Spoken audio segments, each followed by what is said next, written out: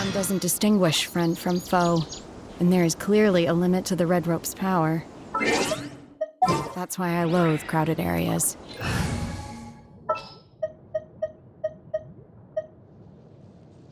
Ready to do my utmost.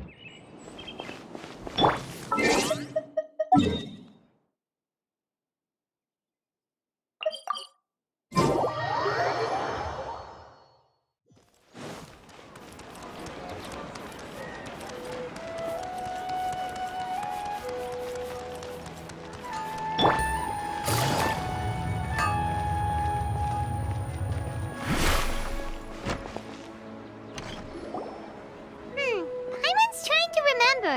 What else did we put on our shopping list? Oh, what a mouth-watering smell.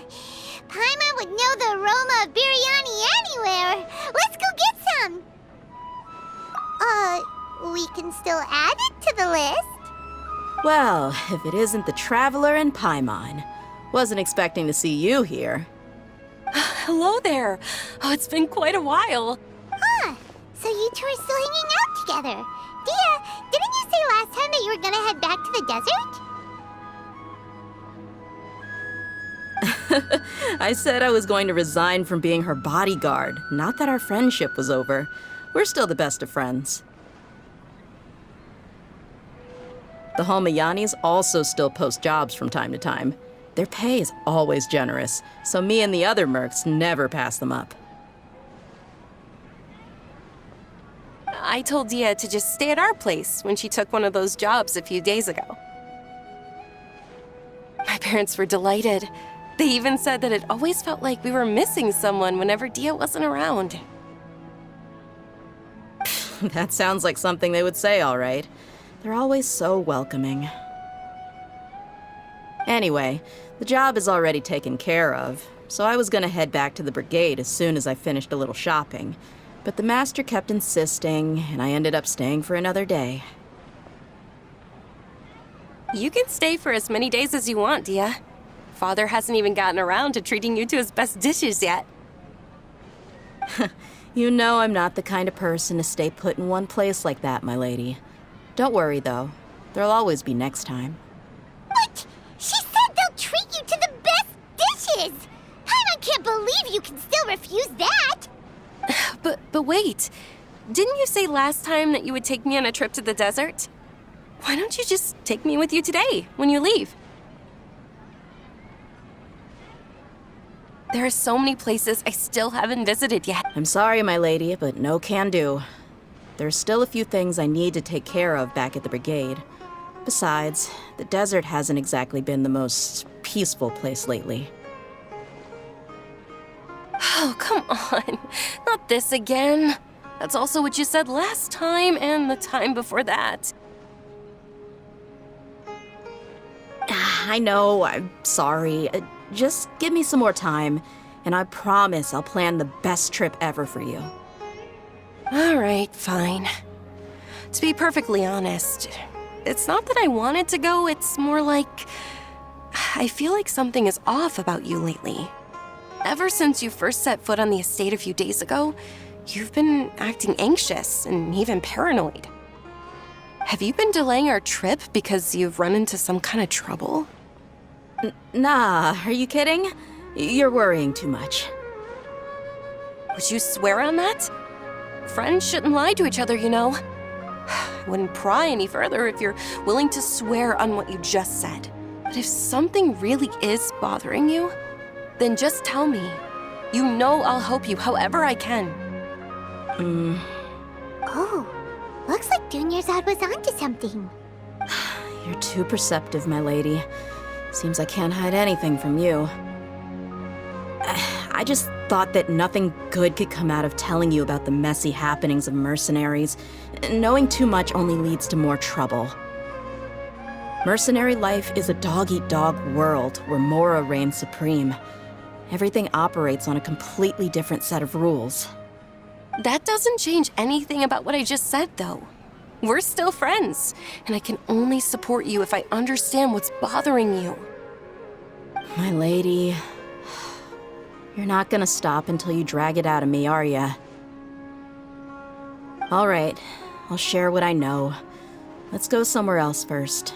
This isn't exactly the best place for a discussion. Okay, let's talk here. Just try not to draw any extra attention. As you may already know, the Eremites have both a lot of mercenaries and a complex organizational structure. Many mercs are no different than me, just going around looking for jobs to earn some mora. My brigade is called the Blazing Beasts. We're not a large group, but every member is loyal and brave. However, not all Eremite brigades are like mine. Some are willing to cross all kinds of lines for the sake of mora. The most notorious is a faction known as Deshret's Relics. Deshret's Relics? Judging from the name, they must really look up to... Yep, you got it. I've heard that you've already crossed paths with Ain al-Akmar. They're one of the groups under the Relic's banner.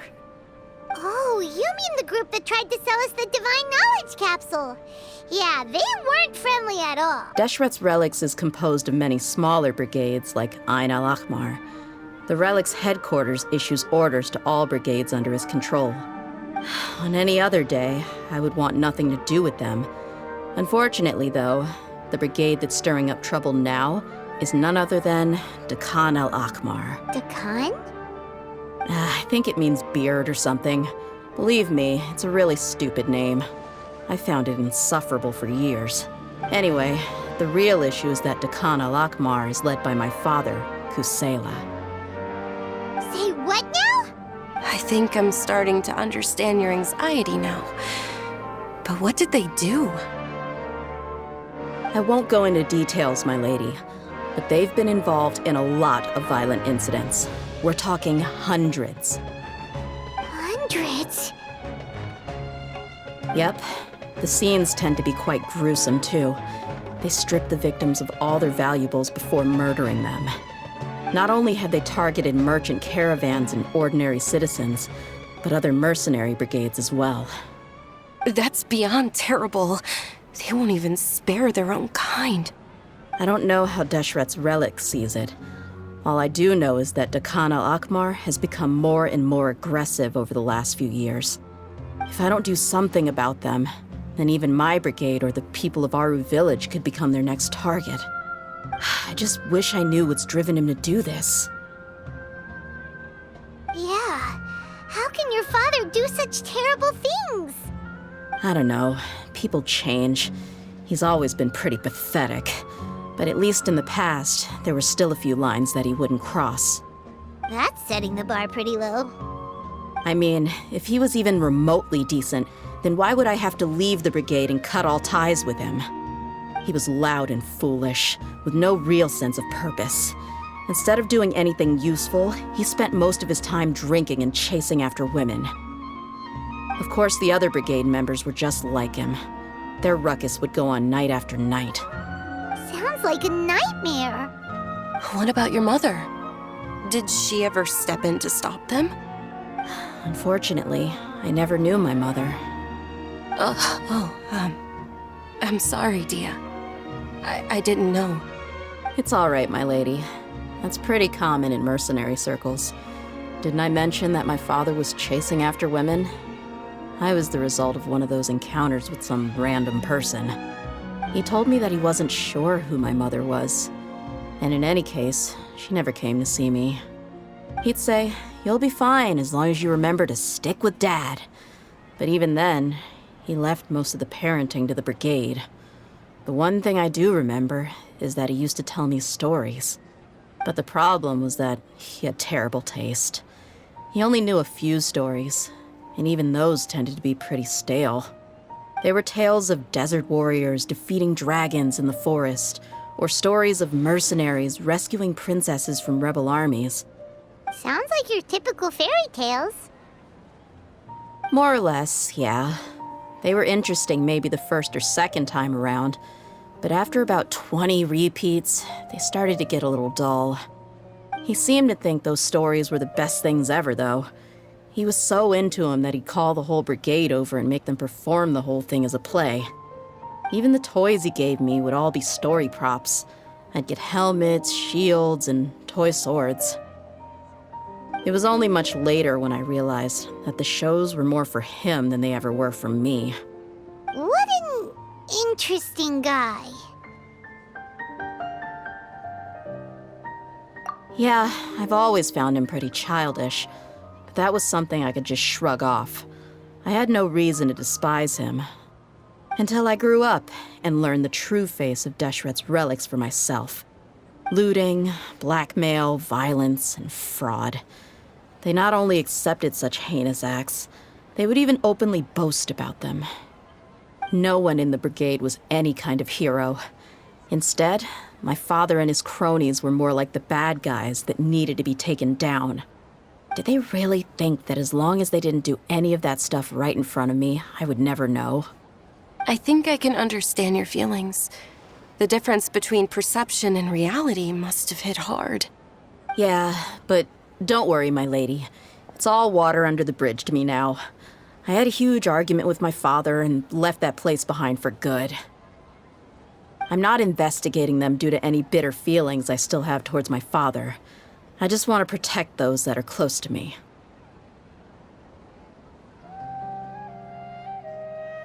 Yeah, I told the boys to gather as much information as they could. Most of the reports concern violent incidents, but there's also some talk of smuggling. I see. But isn't this investigation incredibly dangerous?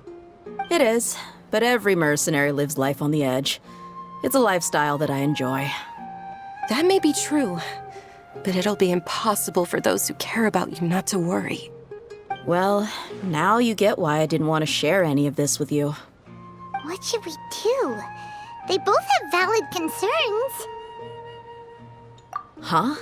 But there's no need for you to get caught up in this mess, too.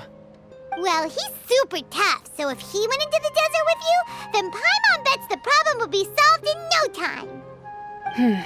I'm inclined to agree. I'd feel a lot more at ease if you took him along to help. I'll wait for news from you in the city until then. Please, stay safe. I'm honored that you care so much for me, my lady. All right, then let's get moving. Our first stop will be Caravan Rebot, where we can catch up a bit with my fellow mercs.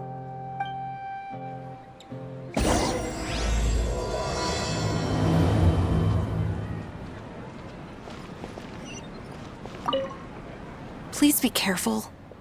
I'll stay in the city and wait for news from you. Just don't do anything reckless, all right?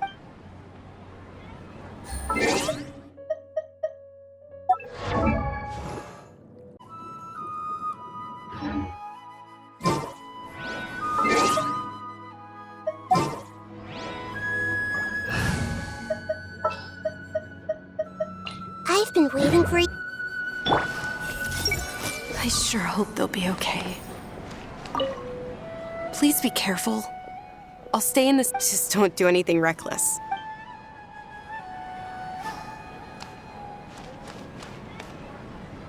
I should go buy something from Jude's after work. It's time to apply for a new budget. What should I buy?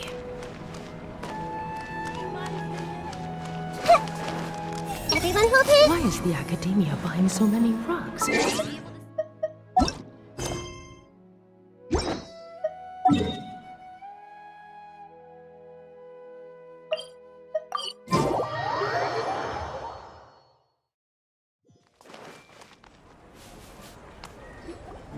Hey, Dia, you're back.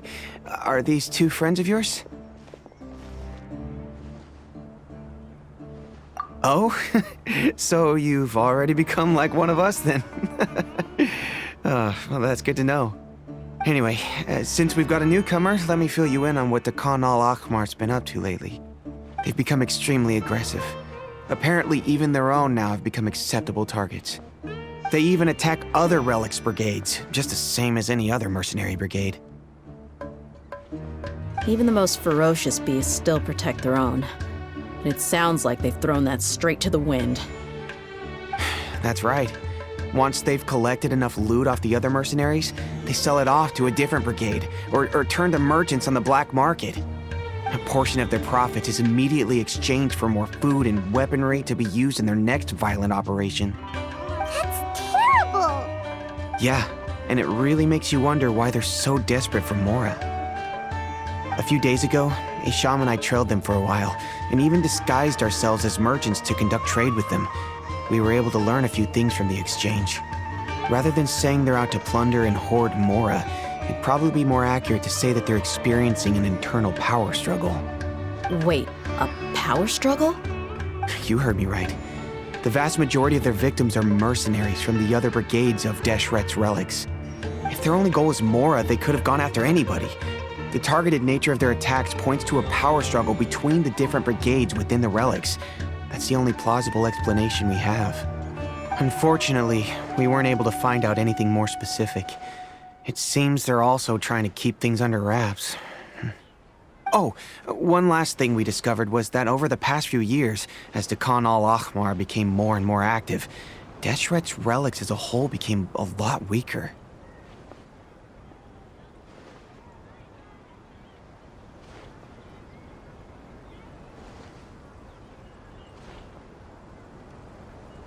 It sounds mighty strange to me, too. Harun, you can leave the rest of the investigation to us. Gotta say, though, I didn't expect you to go on a whole undercover mission during the few days I was gone. Sounds like you were really putting your necks on the line, no? Nah, it was nothing. We're just as concerned about the situation as you are. The Khan al-Ahmar is your father's crew, after all. What he said. Besides, Dia, haven't you done more dangerous things than all of us combined? What we did is nothing compared to your experiences. Yeah. And while they went to talk with Khan al-Ahmar, I took a look at the last camp they attacked. Any survivors of the attack were already long gone. There was nothing of value left in the camp. Ah, Hisham and Khalaf. You're here too. We rushed over as soon as we saw you come into Caravan Ribat. Although this new friend of yours looks a little green behind the ears, I'm sensing a special vibe from him. Now that we know you'll have a capable partner with you, we can also rest easy. Hey, what about Paimon? Feel anything special? Oh, you're also planning to tag along with them? Of course! Paimon is the traveler's most important guide. Wherever he goes, Paimon will follow. Oh, in that case, then you'd better take care of her too, Dia. Don't underestimate Paimon! Don't worry about her. She may look tiny and helpless, but she's been through just as many battles as the traveler here. Even if she had only survived on sheer luck, then that alone would still make her quite formidable. I had no idea. I guess I shouldn't judge by appearances. Oh, one other thing, Dia. When you're free, why don't you update the deputy about your upcoming schedule? We held another recruitment event a few days ago, but everyone only came to see the Flame Mane.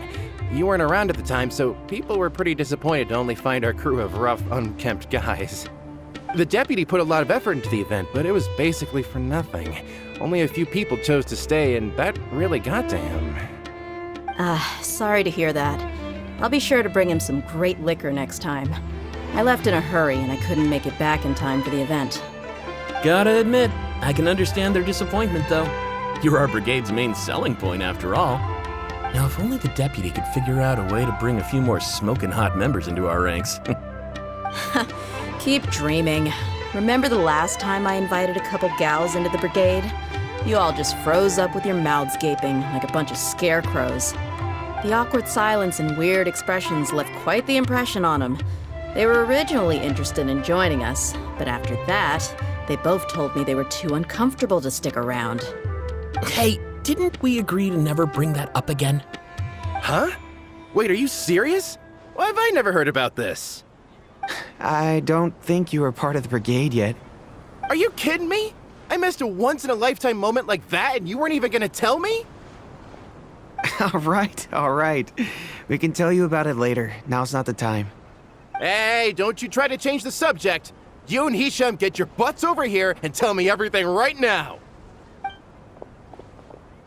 Are they always like this?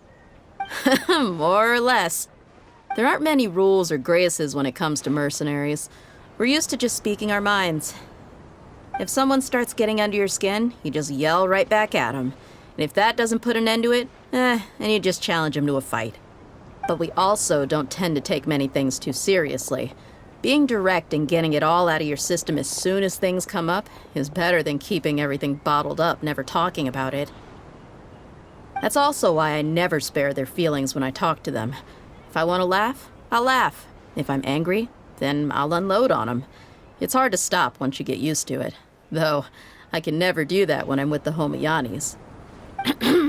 Hey, knuckleheads! Can you at least tell me the rest of the intel before you go back to your bickering? Yeah, you hear her, Holloff? Told you we gotta focus on the investigation first. I drew up a map. Right here is the spot. There you'll find the merchant caravan responsible for getting rid of Dakan al-Ahmar's looted goods. All you gotta do is wait and ambush them in the evening. They'll have no idea what hit them. Perfect. Thanks for that. Be sure to pass my regards to everyone else in the brigade as well. Will do.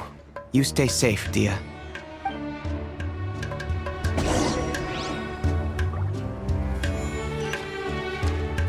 I need to take 2 Sumter-Beasts with me when I go back to my hometown. It's memory.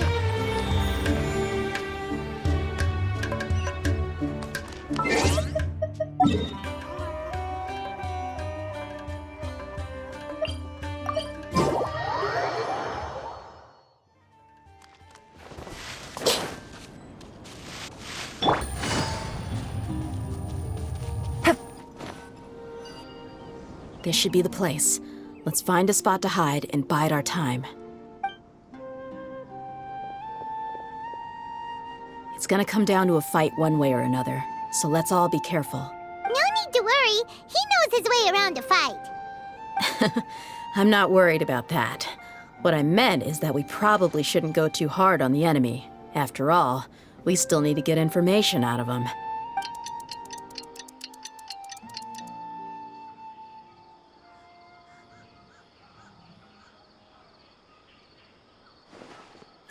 Here they come. You ready?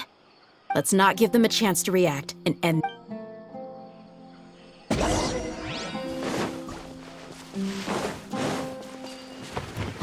That's close enough!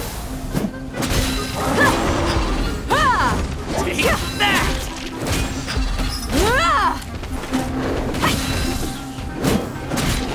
Try to keep up!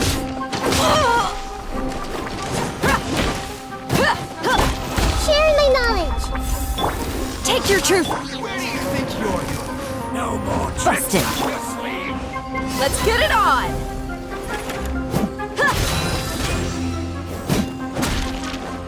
I'll be back.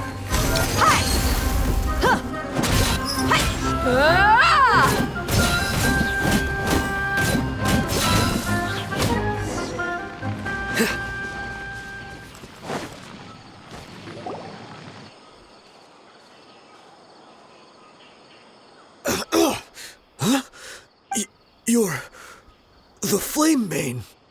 Good. That saves me an introduction. All right, time for a little talk. Are you buddies with Dakan al-Ahmar now? Tell me, what are they after? You know the code of being a mercenary just like everyone else. The first rule is to never divulge key information about our employer. What makes you think I'd talk? That might have worked on an amateur, but I know you're just looking to protect your reputation. Think about it, though. What's your reputation worth if you won't have the other tools you need to succeed in this line of work? Tools like, I don't know, your limbs or eyes? You've got 5 seconds. You might want to think twice about how much your employer's information is worth to you. Whoa! I'm not joking around. We can do this the easy way or the painful way. 2 seconds! I'll save you the trouble.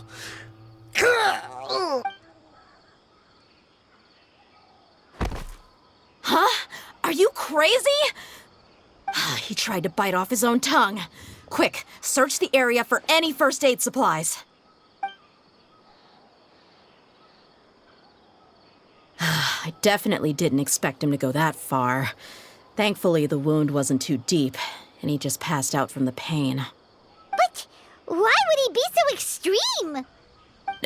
I just wanted to test his mettle. You can get a lot of mercenaries to talk just by threatening them. I didn't expect him to be willing to go through so much pain just to deny us some intel. Well, he's out cold for now. We could wait for him to wake up, but maybe it's not a good idea to interrogate him any further. What should we do? Yeah, don't worry about it. It'll be a waste of time to interrogate him again after that. He might just hurt himself again if we start asking.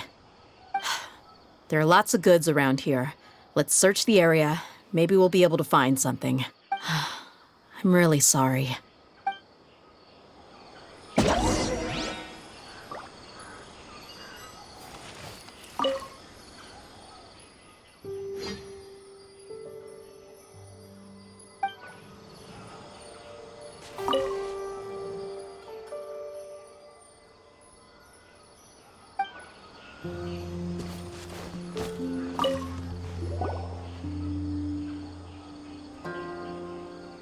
We found a piece of paper with a bunch of names on it. Maybe it's a record of something. Let me take a look. If this really is a merchant caravan, they should have a record of their transactions. Yep. I see an entry for Dakana Lakmar right here. Kusela, Idrisi, Bashar, and Takriti.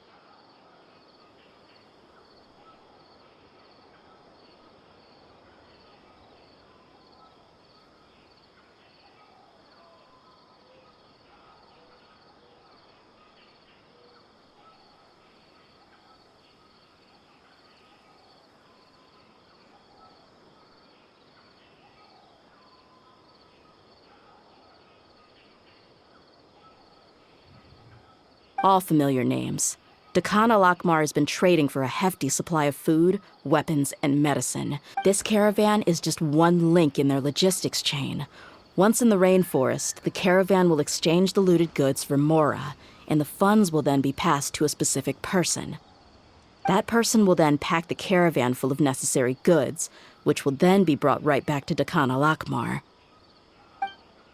Wait, why is there no Mora value recorded for the final transaction? No value? Yeah, every transaction before the last one was marked with an exact amount of Mora, but the final one, where they paid for everything to be brought back to the desert, was simply marked as delivered. Perhaps, but they couldn't have known how much they would make off selling the loot. Do they not care about profit margins at all? Anyway, the next part's the records of the goods themselves. There are a lot of entries. Everything was probably sourced from the rainforest. Huh? What's wrong?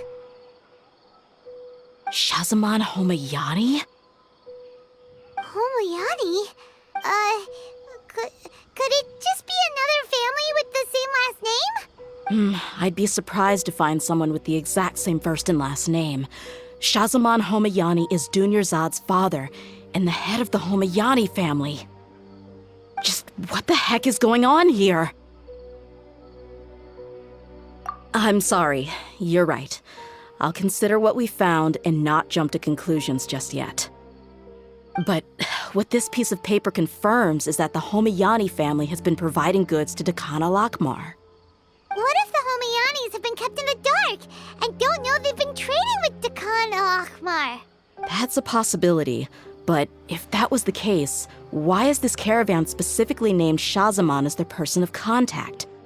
They could have just as easily bought goods such as food and medicine directly from Caravan Ribat or Port Ormos. Yeah, funding violence and looting. The brigade gets the goods, and he is paid the proceeds from the sale of the loot. But why would he do something like this? It's not like the Homayanis are in need of money. I honestly have no idea. I've been to their estate many times, and I've never noticed anything suspicious. The only potentially large expenditure I could think of would be the treatment costs for Dunyarzad's Elazar. Maybe they borrowed a lot of Mora in the past? But that's still just a speculation. I don't think the master would stoop so low to make Mora. You're probably right. I know my lady's personality, and she wouldn't deliberately keep something like this from us. But what should we do now? All we found is just another mystery.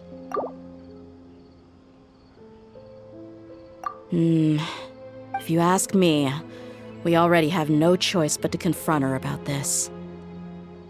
I'm not worried. It's too early to make a verdict yet.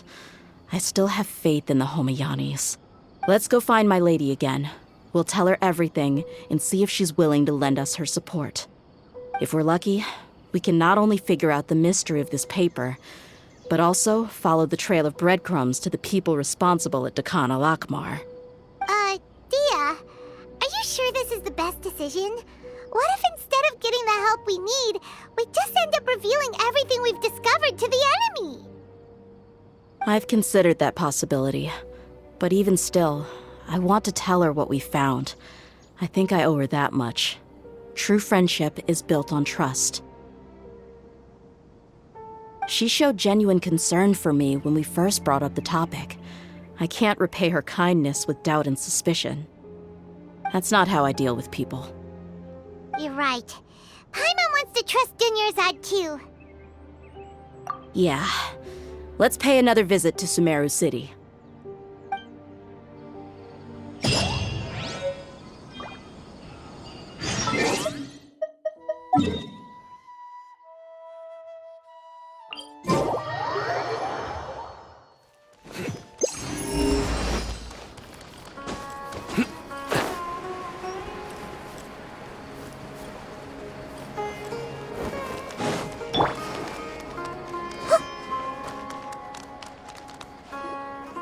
We're back, my lady. Oh, you're back a lot sooner than I expected. You mustn't have run into any trouble then. Well, how did it go? What did you come up with? Actually, we're still investigating. It's just that we've discovered something strange. I see. The clues you found have led you back here, in the city? Something like that. Yeah. You all look a little dispirited. Whatever you found must not have been very encouraging after all. Why don't you discuss it with me? Maybe I'll be able to say something to cheer you up?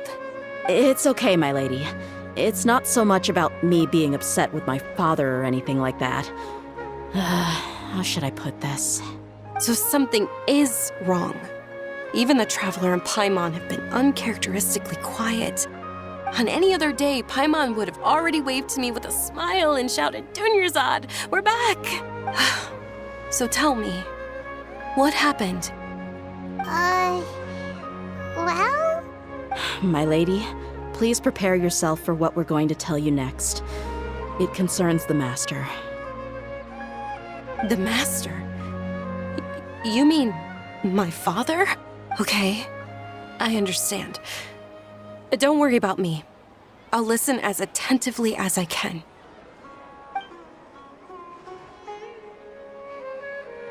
My father has been supplying goods to Dakan al-Akmar?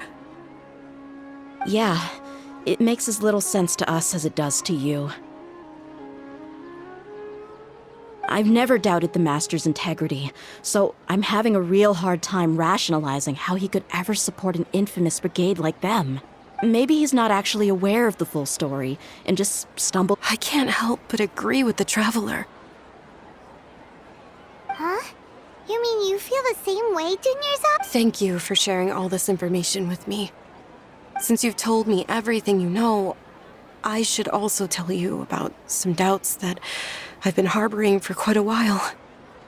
In the past, I thought that my father hired a bodyguard for me so that I wouldn't run away and get lost.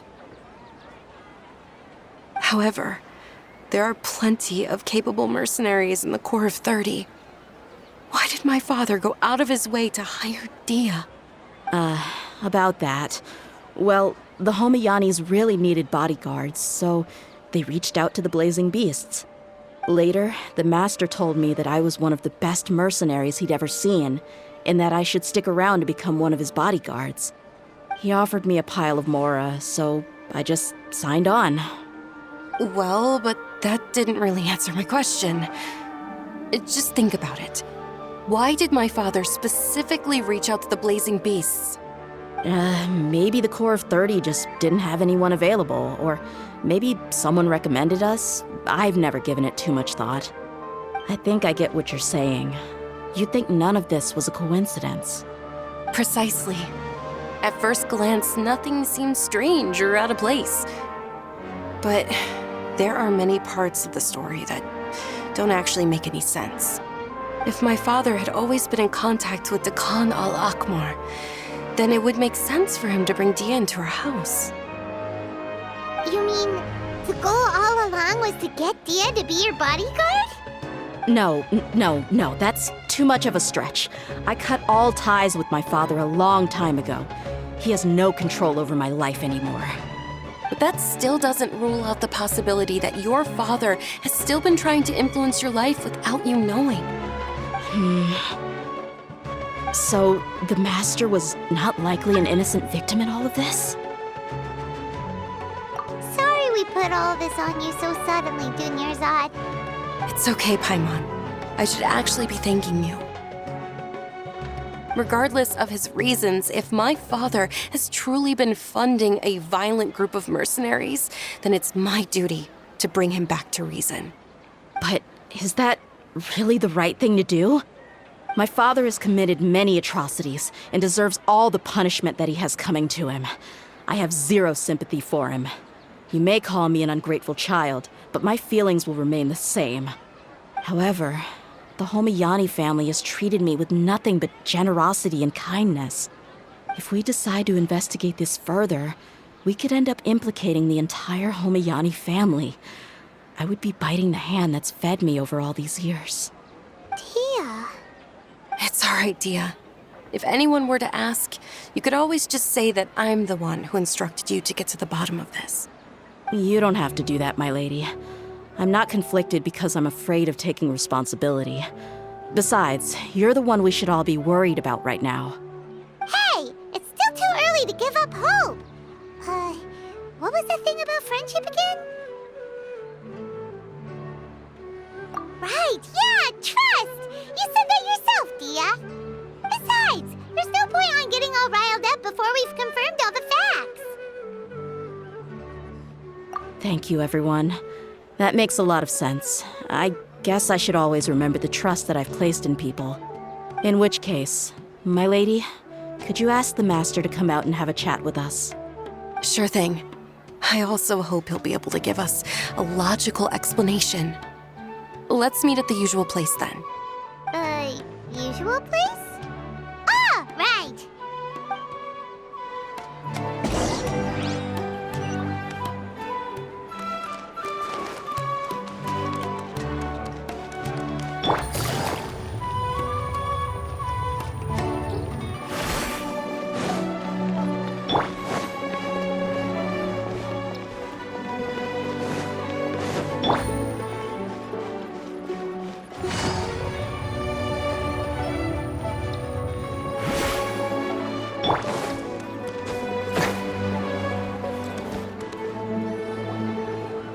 Thank you for coming, sir.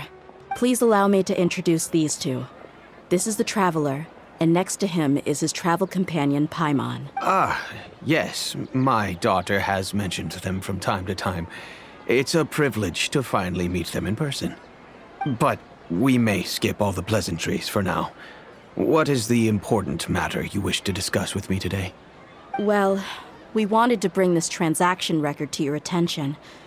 There's something on this record that we're all pretty curious about. So, that's what you found? Huh. Seems like I can't keep everything from you much longer. If you wouldn't mind, we'd like an explanation. Well, it's a long and difficult story. And to be perfectly honest, what I do know, though, Dia, is that the truth will bring you no solace. If anything, it will likely cause you a great amount of anguish. Wait, me? Yes. I understand perfectly why you came to see me.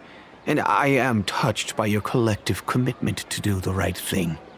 But knowledge always comes at a price. And sometimes, as they say, ignorance is bliss. Your father, Kusela, and I both believed that. Of course, you have the right to seek and learn the truth, but I must warn you. The facts of this matter may reduce everything you've built for yourself into sand, blowing in the wind. If you must proceed, then Kusela's heartfelt efforts will also fade into the wind like a fleeting mirage. His heartfelt efforts? I'm sorry, sir, but I'm not sure I follow. I've made it this far in life without a single drop of my father's support. I have my own ideals and ways of looking at the world, as well as people and causes that I've chosen to cherish and fight for. None of these things have anything to do with him. I came here today to support you as the head of the Homayani family. No warning will change my stance on that. I understand. Then let me tell you a little story. Our family once needed to take a trip to the desert when Dunyarzad was just a baby. Along the way, we were attacked by bandits. They had superior numbers and quickly overpowered our bodyguards. When all seemed lost, a group of passerby Eremites lent us their support.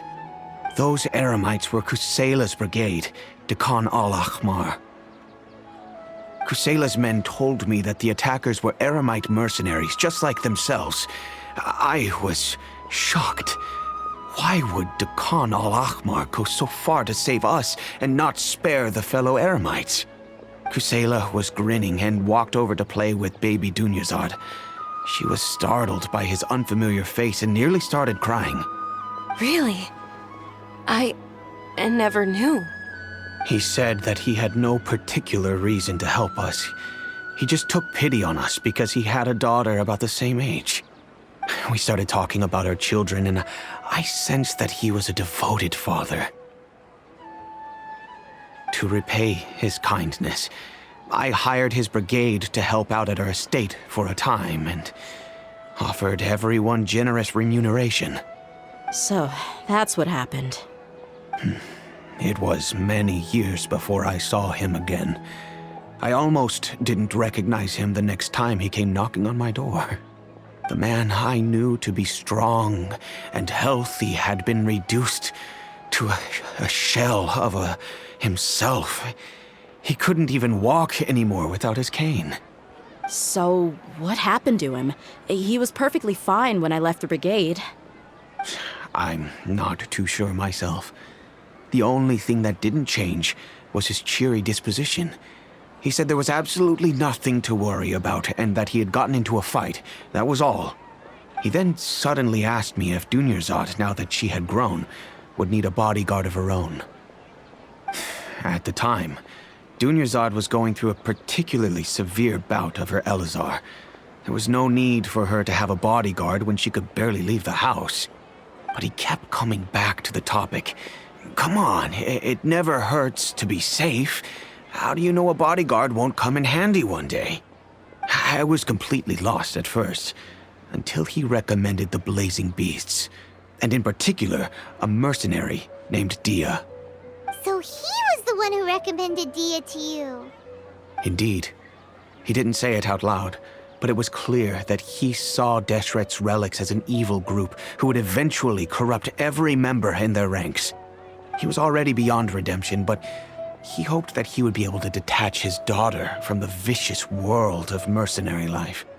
If Dia could stay in my house and keep working as a bodyguard, then gradually her affinity for the desert would decrease, and she'd be able to leave her previous life behind. And that's why you offered her such generous compensation? Yes, but not just because of that. From the moment that he asked me for that favor, I also began to see Dia as my own daughter. And that's also why I tried to persuade you to stay when you asked for permission to leave. I was willing to spend however much it took. Kusela saved my daughter and I all those years ago in the desert. I could never refuse him entrusting his daughter to me. He was always like that, acting like he's oh so smart and self-righteous. Kusela said that he'd reimburse me for a portion of Dia's fees. I refused to take any Mora from him, but he'd always sent me funds anyway. Eventually, I just accepted them as a token of his gratitude. And that went on for a while until I received another letter from him a few years ago. The letter contained a request to help him buy food, weapons, medicine, and even explosive materials. Wait! Isn't that around the time that Dakan al-Ahmar started becoming more aggressive? That's right. When I started to hear some nasty rumors, I became wary. I wanted to meet him face to face to discuss things. But by then, he was no longer receptive to my requests to talk. If I had to guess, it's probably because he doesn't want to put Dia at risk.